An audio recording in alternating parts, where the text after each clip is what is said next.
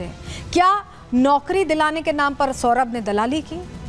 इसके अलावा क्या हवाला कारोबार का कोई कनेक्शन है? क्योंकि इतना पैसा तो यूं ही नहीं हो सकता है। क्या सौरभ ने किसी और के पैसे अपने पास रखे हुए थे? लेकिन प्रैक्टिकली सोचिए, क्या ये संभव है? 40-50 करोड़ इधर, घर में पता नहीं कितने करोड़। क्या ये दौलत किसी राजनेता की भी है? ये भी प्रश्न है अपने आप में। ये दौलत किसी बड़े ऑफिसर की है? क्या उससे कोई कनेक्शन था सौरभ शर्मा का? ये तमाम सवाल हैं जो सौरभ शर्मा के घर पर जो छापेमारी हुई है, उसके बाद जो खुलासा हुआ है, उसके बाद कहीं ना कहीं खड़े होते हैं। और अपने आप में ये भी समझिए कि 7 साल के, मतलब अगर आप एक पुलिस अधिकारी के तौर पर नौकरी कर रहे हैं तो भी क्या ये संभव है? यहाँ तो यह सिपाही था, सिर्फ सिपाही, और 7 साल में इतनी दौलत। तो कुछ तो कर रहा था सौरभ शर्मा जो किसी को नहीं पता है। रिपोर्ट देखिए।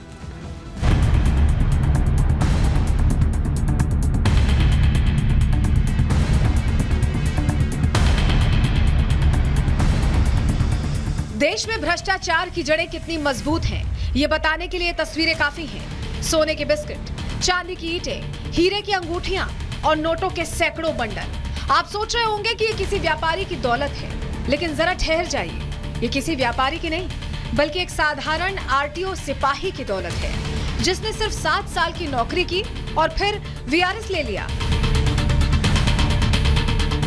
इन तस्वीरों को देखकर आप जितना हैरान हैं, उससे ज्यादा हैरान वो अधिकारी हैं जिन्होंने इस पूर्व आरटीओ सिपाही के घर छापा मारा। दरअसल लोकायुक्त और इनकम टैक्स विभाग को खबर मिली कि आरटीओ के पूर्व सिपाही सौरभ शर्मा की संपत्ति आय से अधिक है। इस बात की पुष्टि के लिए लोकायुक्त और आईटी की टीम ने सौरभ शर्मा के घर छापा मारा। सौरभ शर्मा तो फरार था। उसके घर पर मौजूद लोगों से पूछताछ शुरू हुई, लेकिन घर वाले आय के सही स्रोत नहीं बता सके। इसके बाद जांच टीम ने तलाशी शुरू की तो पूरा मंजर देखकर हैरान हो गए। सौरभ शर्मा के घर जो कुछ रिकवरी हुई है, उससे एक बात तो साफ है कि ये कमाई नियमों को ताक पर रखकर की gई है। लेकिन कैसे, इस बात की जांच चल रही है। अब सवाल ये है कि क्या सौरभ शर्मा ने इतनी संपत्ति सिर्फ 7 साल की नौकरी में बना ली? क्या सौरभ शर्मा किसी बड़े नेटवर्क का हिस्सा है? ऐसे कई सवाल हैं जो लोगों के मन में उठ रहे हैं, लेकिन इसका जवाब अब जांच अधिकारी ही दे सकते हैं। Bureau report, Republic Bharat. तो अब जांच चल रही है और उसके बाद ही खुलासा होगा कि आखिर सौरभ शर्मा का कनेक्शन किससे है, जो इतना बड़ा पैसों का पहाड़ सौरभ ने खड़ा कर लिया।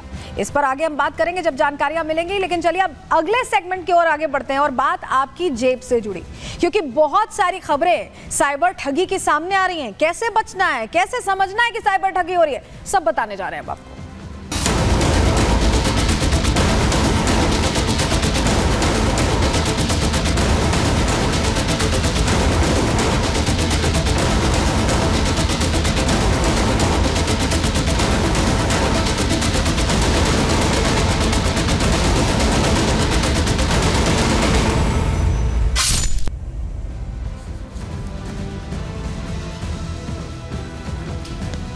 साइबर फ्रॉड की घटनाएं लगातार बढ़ती जा रही हैं और जो साइबर जालसाज है ना, उनकी नजर आपके बैंक खातों पर, आपके जेब में पड़े कार्ड्स पर, आप पर है।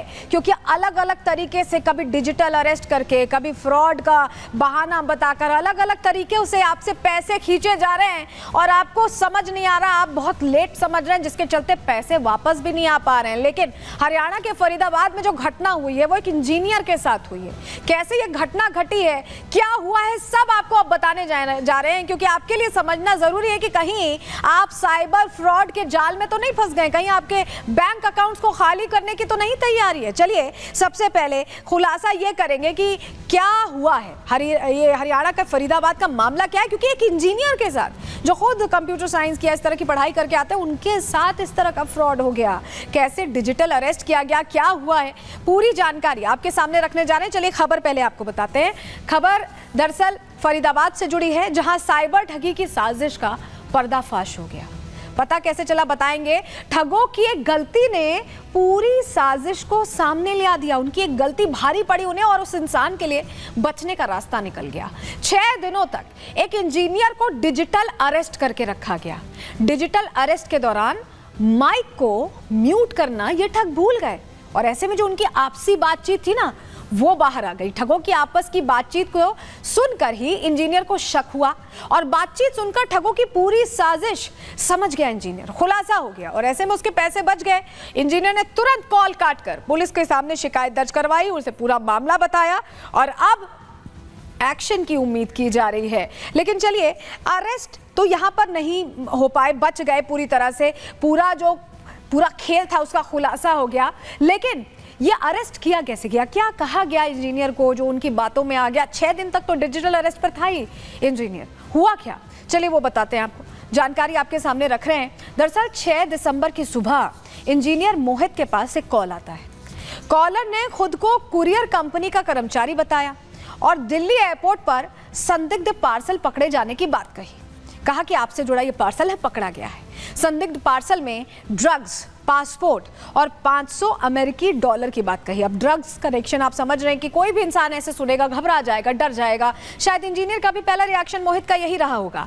दावा किया कि पार्सल उनके आधार कार्ड नंबर से भेजा गया है, जो आपका यूनिक आइडेंटिफिकेशन नंबर होता है, उसका जिक्र यहां पर आ गया। इसी बीच ठग ने कॉल को अपने एक साथी को ट्रांसफर कर दिया। ये बोलकर दूसरे ठग ने मोहित को कोर्ट में गवाही देने की बात कही। जो कॉल ट्रांसफर हुआ उसमें गवाही देने की बात कही गई और इसी तरह मोहित फंस गया।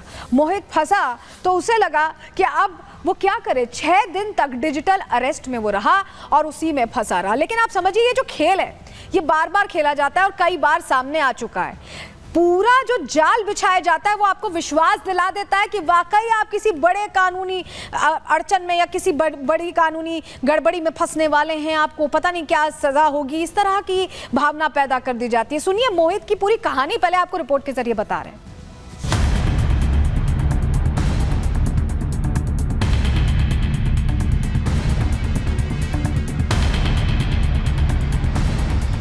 क्या आम क्या खास, सब पर ठगों की निगाह। डिजिटल अरेस्ट बना ठगी का नया तरीका। साइबर ठगों से रहिए सावधान, नहीं तो हो जाओगे कंगाल। ये बात इसलिए क्योंकि देश में लगातार ऐसे मामलों की संख्या बढ़ रही है। डिजिटल अरेस्ट का ये खेल अब इस कदर अपनी जड़ें जमा चुका है कि हर रोज कोई न कोई डिजिटल अरेस्ट का शिकार हो रहा है, तो किसी को कॉल करके डराया जा रहा है और लोग इनके खेल में फंसते ही जा रहे हैं। लेकिन फरीदाबाद में अब इन्हीं साइबर ठगों की एक गलती ने पूरे खेल का पर्दाफाश कर दिया। दरअसल सेक्टर 55 हाउसिंग बोर्ड कॉलोनी में रहने वाले इंजीनियर को 6 दिसंबर की सुबह कुरियर कंपनी के नाम से विदेशी नंबर से कॉल आया। इस दौरान ठगों ने एयरपोर्ट पर पार्सल पकड़े जाने की बात कर डराने धमकाने की कोशिश की। पार्सल को उनके आधार कार्ड नंबर से जुड़ा हुआ बताया, जिससे इंजीनियर परेशान होकर ठगों के झांसे में आ गया। ठगों ने इंजीनियर से कहा कि आप अपना बयान वीडियो कॉल पर दर्ज कराओ। उसके बाद साइबर ठग ने वीडियो कॉल की, खुद को क्राइम ब्रांच और सीबीआई का अधिकारी बताया